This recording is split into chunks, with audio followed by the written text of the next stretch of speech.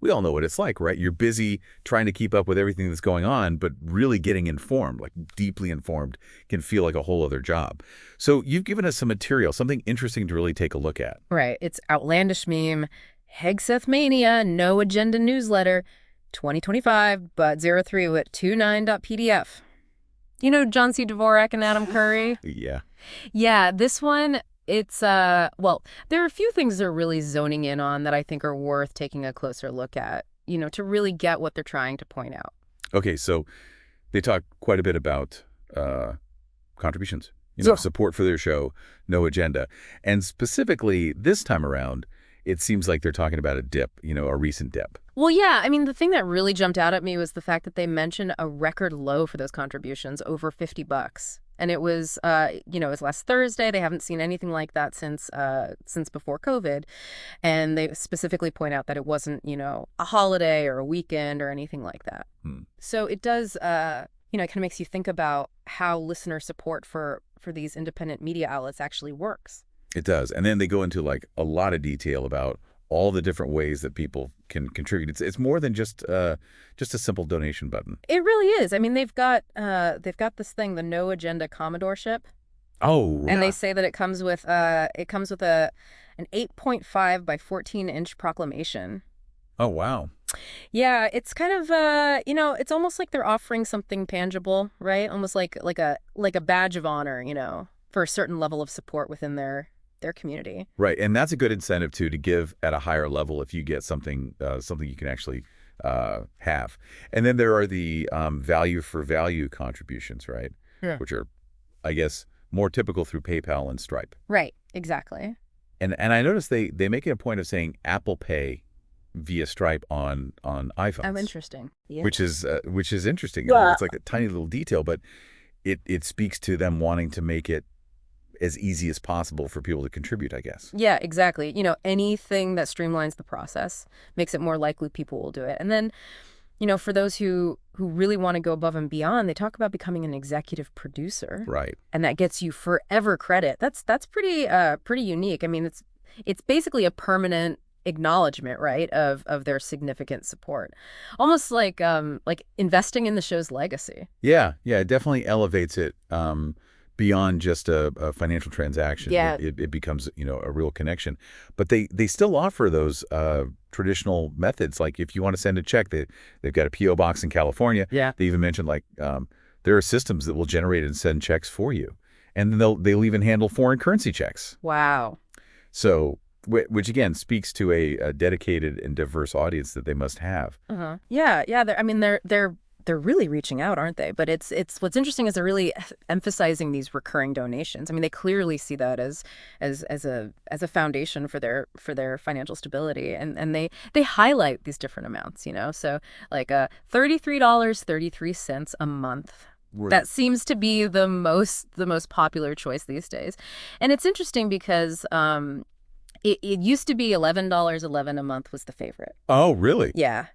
So it's interesting how those preferences and maybe even the show's needs have evolved over time. Mm-hmm. And then they've got they've got this whole range where, so they've got the micro $4 a week, they say, or 75 cents an hour. Yeah. Then they've got the longer term $50 a month for this knighthood layaway. Right. But it's over 20 months. Right. It's a commitment. Yeah. So, and of course they'll take anything, Yeah. People feel they can contribute. But, if we zoom out a little bit, I mean, they make it very clear in the newsletter. They say no agenda is your true independent media. And that's really the point they keep hammering, that their funding comes solely from listeners. Right. And that's what frees them from the influence of these corporations and advertisers. Right. So this model, this direct listener support, it's really fundamental to who they are and how they approach the content they create.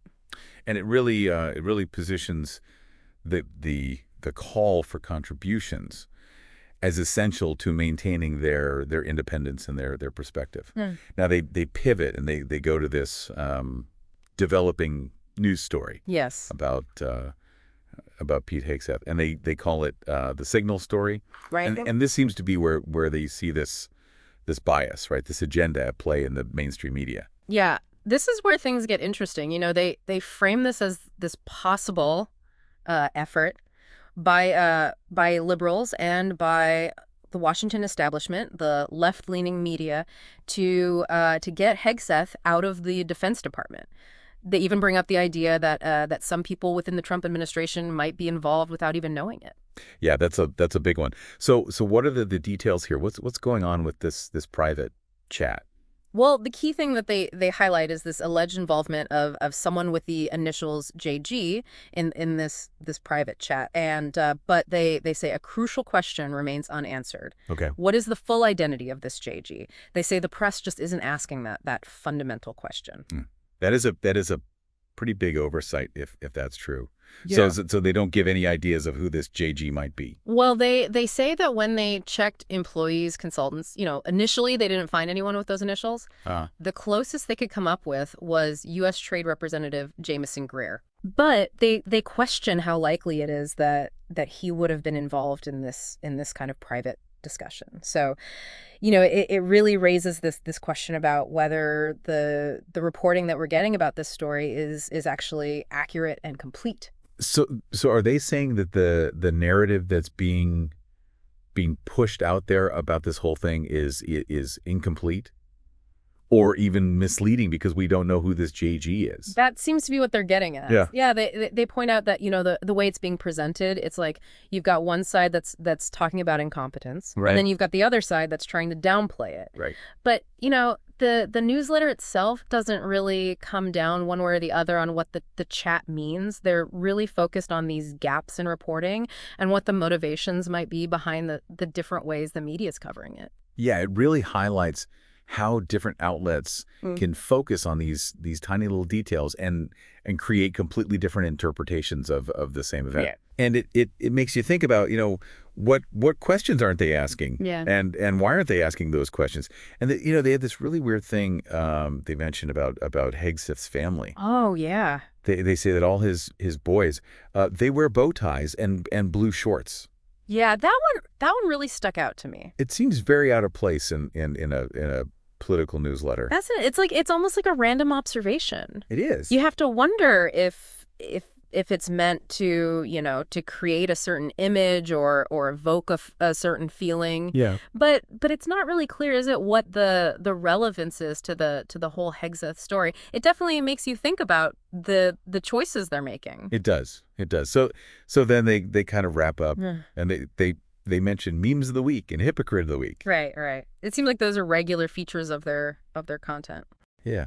And I guess mentioning memes of the week, that kind of reinforces this independent, maybe even unconventional way they approach media, right? Yeah. Using humor and visuals to connect with their audience. Yeah.